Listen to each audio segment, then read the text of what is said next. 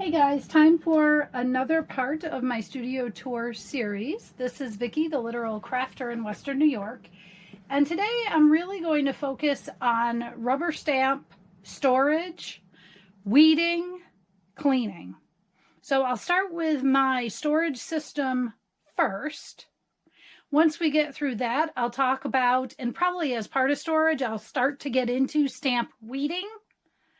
And then at the very end, I'll talk about stamp cleaning for those who want to stick around for that.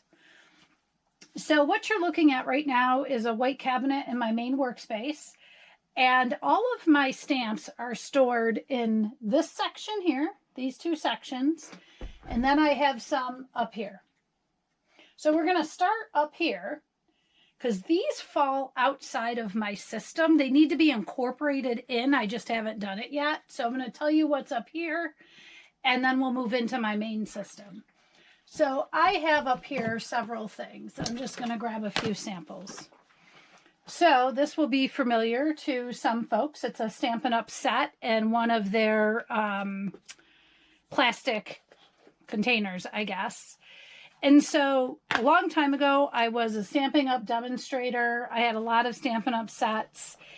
And these are sets that are mostly intact. That's what is up on this shelf up here, for the most part. Now, some of them have additional stamps in them. So this shows the Nature's Harvest set. I have weeded this set. So the sentiments have been removed. The flowers are in there, and then there's two other flowers that I feel like go with this set, so I stuck them in there. And you'll see in a little bit how this will work once it's in my new system. But this works for me for now for these sets that are up here. Then I have something like this. So this is a Stampin' Up! Container. And it is a set that I have made. I called it Floral Silhouettes. There's a couple of images on here, but there's way more stamps in here than that. So I made this set because so many times I was looking to stamp just basically a silhouette, and I had to dig through so many sets. So I just pulled stamps together from other sets, and I made this set. And this was put together before I moved to this system. That's why these are still like this. And this is just another Stampin' Up! Set. So this was Touches of Texture. It had two sets. And I just stuck them both in here. So now I know they're both in here. So this works for me. It has some of the images on the side that's in there. I just know, for example, in the pines trees has more than those trees. We're going to park that for now. That's the outlier from my main stamping system. So let's take a look over here. So down here are larger, the stamps aren't necessarily large, but the storage is larger. So that's really the difference between here and here. So we're not really going to look at this one right now because I can get through everything by looking up here. So this cabinet is almost 2 feet deep. And what I did is I found these clear totes, bins, not really sure what to call them, at Walmart. They fit this space fantastically, so I'm using the space all the way to the back. I'm going to set this on the table and turn the camera so that you can get a better look at this.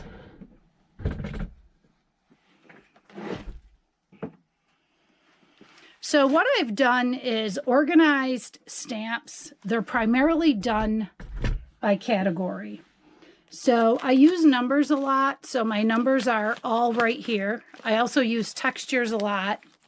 So what I did is the first stamp set of textures has a little tag on it, and I know that's where my textures begin. And then we move back to the A's. So for example, you find one. So I have a category called Art Journaling, and it has multiple stamps in there from multiple sets. So that's what I mean by categorizing. And everything is done that way with the exception of a few that are by stamp set, because the stamp set fits a category well. So what I've done is, and let me pull one out. So like keys and locks. I have keys and locks from multiple sets, because it used to be I'd go look for a key stamp and I'd have to pull out, say, 3 different sets just to get the keys.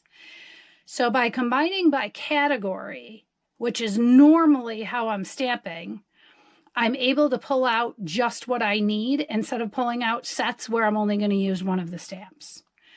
So I'm going to put this back in here. And I'll show you, here's a good one. So these are just individual numbers.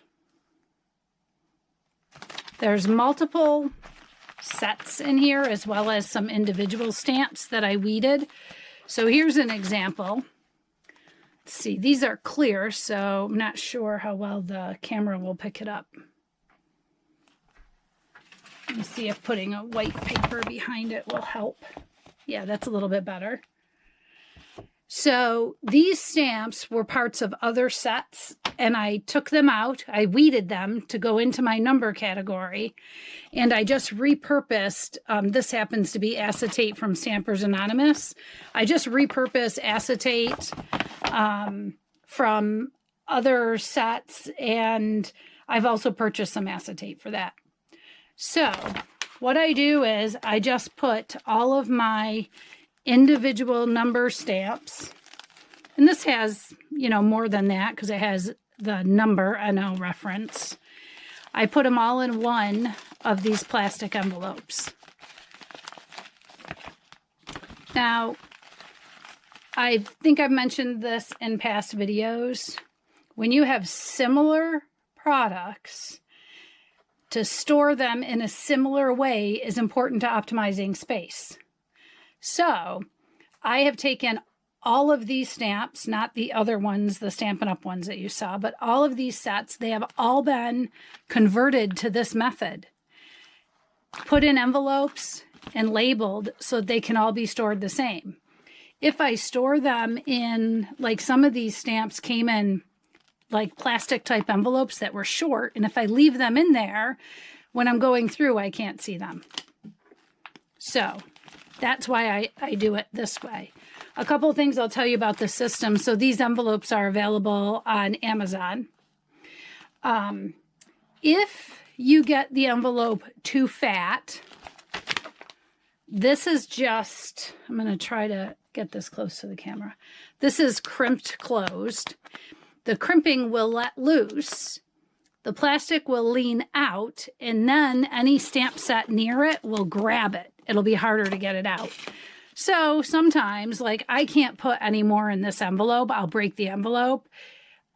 So either I have to stop getting number stamps or I have to add a second envelope. And since I try to limit myself, I don't need any more number stamps. I won't get another envelope for numbers. Okay, so these are all by category. I'm going to slide this back into the shelf and pull out the next round of stamps that are on that shelf. Swing the camera around just so that you can see the storage here. So I can't find a bin like this plastic one to fit this space. So I have one of these bins. It's a photo box, and there's another photo box will fit back there. I just don't have one yet. And again, I'm just trying to make use of the entire space front to back, and that's why these bins are so helpful. So these stamps are sentiment stamps. So what you saw before, I think of as elements, and these are sentiments and words. These I have weeded by category. That was a massive project that took quite a while. And I am so relieved that it is done. I can pull sentiment stamps so quickly now. When I'm looking for a sentiment, I'm looking by category. And having them in sets the way they come doesn't really help me. There's a few in here that are by set because the set is a category. So again, I have some of the large stored on a larger format and smaller format. So these are alphabetical here, and these are alphabetical here. And you're going to see how the stamps by category works with my reference book. So I'm just going to put these back on the shelf. So these are more of what you saw of my Stampin' Up! And other storage. So this was done before I got into mixed media and junk journaling. And there are more sentiments here. So birthday, gratitude, friend, support, sympathy, etc. All of these need to be converted to my sentiment storage system. These sets need to be weeded and converted as well. Eventually it will become important enough. Right now, it's working the way it is, so it's not a priority.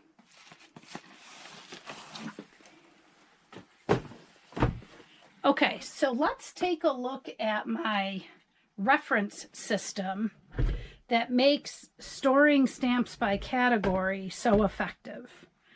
And I do want to say I'm fully aware that storing stamps by category is not for everybody. And let me talk about that for a minute. Okay, so if it's important to you for whatever reason to know the stamp set name or the designer or where you purchased it, weeding stamps may not be the answer for you. It still could be, but it's going to be more cumbersome. And so here's an example. So this is one of my mixed media background envelopes. I have two because I love these kind of stamps. So this one, obviously, I know that this is Tim Holtz. I know the name of it and the reference number of it. It's a Stampers Anonymous stamp. I know that. I left it on its storage sheet. Then we get to two other sets that are stored in that mixed media envelope. There is this one, which is kind of cool. And then there's this one. Now, if I were shooting a video, making something, and I wanted to tell you what the stamp set was, I can't. Because I don't know. I have no reference for that. That's not important to me. I'm not monetized online. I'm doing videos for fun with my stamps. I had these types of stamps tend to be incorporated with all different sets. And so when I wanted to use them, I had to go through 6, 7, 8 sets and pull off the stamps I wanted, then remember where they went afterwards. So I've weeded them. However, there are probably, this represents, it could represent 15 different sets that I've pulled these off of. So just keep that in mind. A couple of things that weeding did for me that might benefit you. For example, butterflies seem to come in a lot of sets. When I started weeding my stamps and I grabbed the butterflies from all of my sets, I had 72 butterfly stamps. I didn't need that. So I purged a bunch of them. I offer them to my crafty friends first, and if they don't want them, I donate them. And what it did, it skinnied down my stamp collection, which means it takes up less room to store. So if space is an issue for you, you may want to consider weeding your stamps and getting rid of ones that are too similar, duplicates, etc. Okay, so I have a reference book. And the way that this works, all my sentiments are in the front. I just have them alphabetically. Let's see. I do not have my reference list printed. I do need to print it. I have a list of all of my sentiment categories. But anyway, I can, if I'm working on a project and I want to pick some stamps, I can flip through here and say I really like this stamp. I can look up here and I can say, oh, that's in affirmations. I can go in the photo box that has my sentiment stamps, pull out affirmations, and grab that stamp. Also, if I buy a new set and I want to determine, am I keeping everything, so I'm weeding the set, it's easy for me to come in and see and find the category I would put it in and see, do I have something like it? So my sentiments come first. Then I have a section called elements. And these are, it's not everything that's in my organization system. I can't even define for you what's an element versus, like, butterflies aren't in my elements section. Anyway, those are elements. All my numbers are stamped in the numbers section. They all have, I named the sets. Textures as well. And then they go alphabetical. So I'm just going to see if I can find a good example quickly. So a couple things, in case you're interested in this type of system, I'd like to give you some tips for getting here. If you have a lot of stamps, I don't suggest that you set aside a day and try to get here. A day isn't enough. If you only have a few stamps, sure, but pick a category. Like maybe you use winged things a lot, so you pull out all your winged things and determine your categories. Maybe butterflies are their own category. Maybe you have dragonflies and then you have specimens or something. Get those done and then move on to the next category and do this over time. Start with the categories you will use the most and end with the ones you will use the least. So what I did is I stamped every stamp you can see. I used non-archival ink. The reason why I did that is it's easier to clean a stamp that's non-archival. As soon as you get into archival ink, if you're cleaning your stamps, you're getting into extra steps, and I didn't need it to be archival. So why did I stamp every stamp, right? A lot of sets have their images. I could have just cut those out and taped those in. I stamped them because I want to see how well the image stamps. I have bought stamps that no matter what I do, they don't stamp well. I'm not going to keep it. That's the primary reason why I do it. The secondary reason is I want all of my images here in one place on one sheet or two sheets so that I can see what I have. So when I first started out, I was stamping on both sides of the paper. The problem with that is if I want to insert a sheet for a new category or I need to add a sheet for an existing category, I can't do that in order. And the other thing is, it's easier to see if I'm stamping here and here. If I have a category that's 2 pages, I want it here and here instead of here and here. So I found that stamping on one side works better. Yes, it means more paper, but I'm okay with that. So the other thing that I'll talk about with weeding stamps, and as you can tell, I'm a huge proponent of it.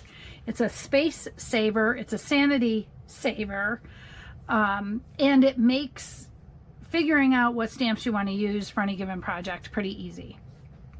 The other thing that I'll say is, I'm just going to grab one of these as an example. I'm just grabbing the postage stamps.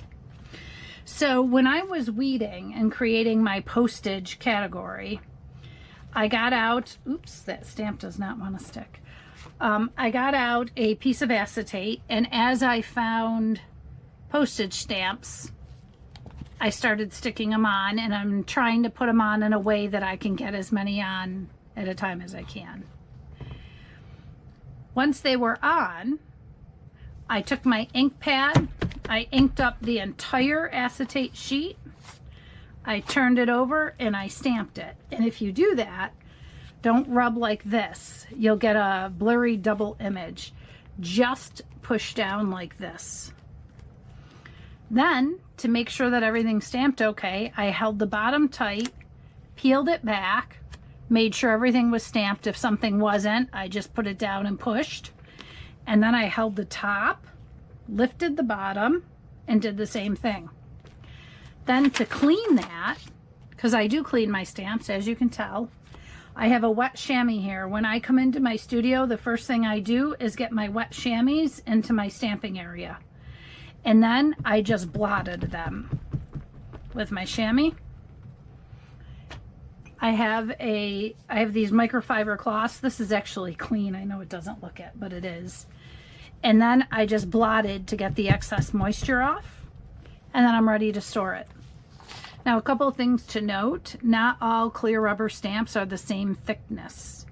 So if you do this kind of mass stamping on the acetate, you will want to make sure that you're really pushing where each stamp is, because of the different thicknesses. If I have sets that have the red rubber and the clear, oftentimes what I'll do is I'll put the clear on first, stamp those, add the red rubber, stamp those, and it tends to work fine. But by doing it off the acetate, it eliminates the need for me to put each one of these on an acrylic block and stamp it. So it's easier to stamp, it's easier to clean. I just stick them on the acetate once and I'm good to go. Something you'll notice is not all of my clear rubber stamps have a protective sheet on them. I just don't have enough of that stuff or big enough ones.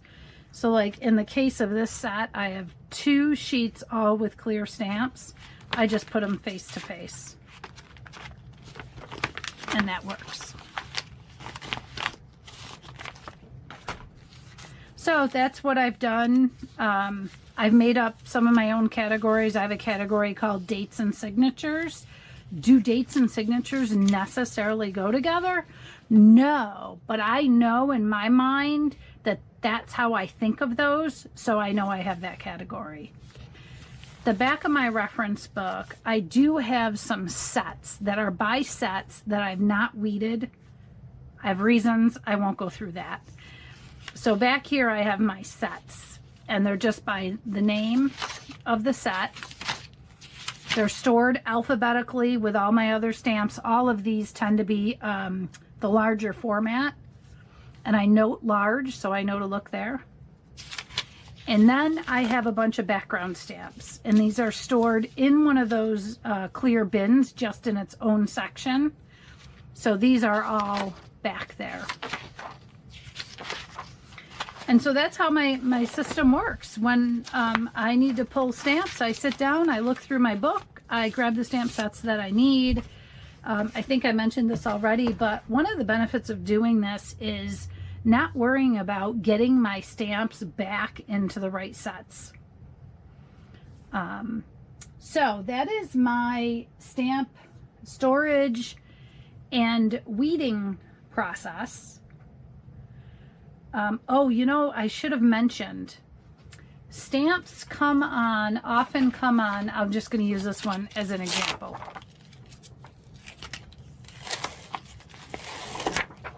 So, stamps often come on these clear acetate sheets that have the image on them, right?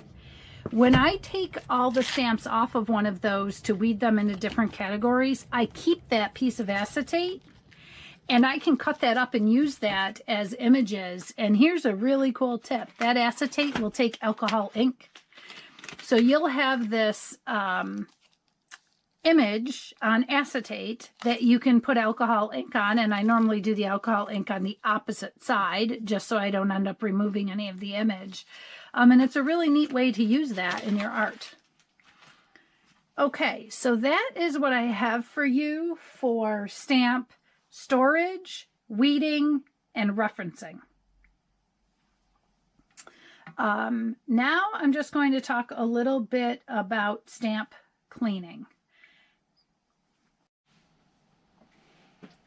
Okay, so at the end of my primary work table, I have a little stamping station set up. It's always here, it's always ready to go. I have the Stampin' Up! Stamp positioner here. I have the old school Stampin' Scrub. And you don't have to get Stampin' Up. They sell these in the craft stores as well. I have a couple of damp chamois. Whoops. And I have my microfiber rag that I showed you before. And this is archival ink cleaner. What I did is I just bought one of these Daubit bottles. It comes with replacement tops. And then I bought a big bottle of Stays On cleaner and put it in here. And it looks dirty, but it still works. So let's just talk about cleaning stamps, and this will probably be fairly quick.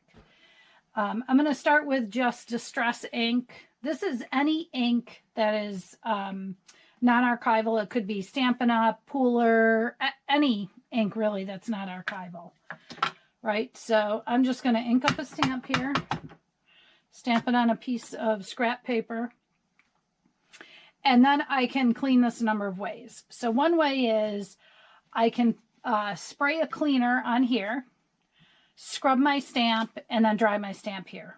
I very rarely do that. I've gotten addicted to these chamois. So I could just dab this on my chamois, dry it off, and it's clean. The other thing I can do, I just pick my chamois up, scrub my stamp a little bit, dry it, and it's clean. So that will work for any non-archival ink. It will even work for Distress Oxide. So if you're familiar with the Distress products, then you know Oxide works differently, but it's the same concept. I can tap it on there, oops, clean it there, or I could have dabbed it with my chamois. Now let's talk about archival ink. So this happens to be Distress Archival. It could be Stays On. Those are the two archival that I'm most familiar with. Versamark, I think, or Versaclair, is it? I can't remember, is another popular brand. So archival ink stains if you don't clean it. You can see, even though I've cleaned this, the stamp is stained. Cleaning it with the chamois isn't really going to clean the stamp. However, once the stamp is stained with archival, it should perform the same and that ink shouldn't come off. But what I do, I use my little cleaner here. Now this stamp happens to be stained. I should grab a clean stamp. And yeah, let me grab a clean stamp and show you guys. That happens to be stained because I didn't clean it every time I used it. So let's see here.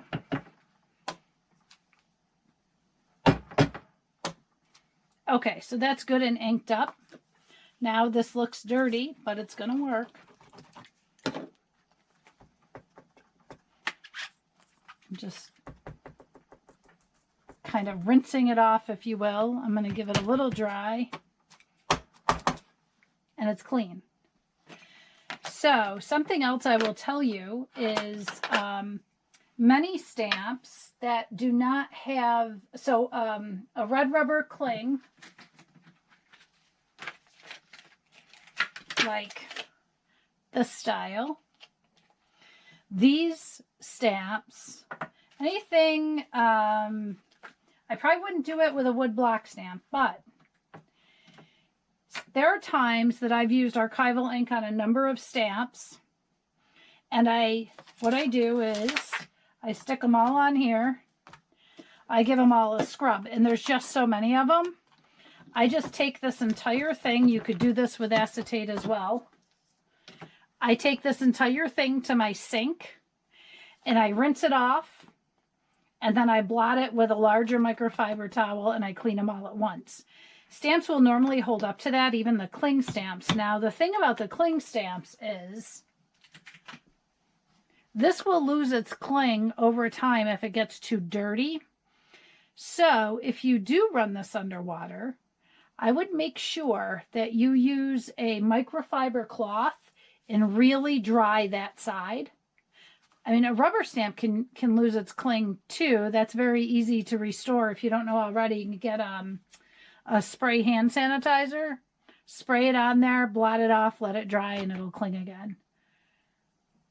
So I have been known many times to scrub especially these types of clear rubber stamps in the sink. Clear blocks, it's the same thing. Like I can use, I know I have one of these that's pretty dirty. That's not too dirty. I must have cleaned it recently. But I can use this to clean my block. Why do you want to clean your block? So that that does not get on the backs of stamps, on the cling side of stamps, and take the cling away. Oil from your hands over time will build up on the back side of stamps, so make sure you clean those too. I think that's all I have for you with rubber stamps today. If you liked the video, I would appreciate a thumbs up. Consider subscribing to my channel. I do hope you will join me for the next episode of the studio tour. Thanks, guys. Make it a crafty day.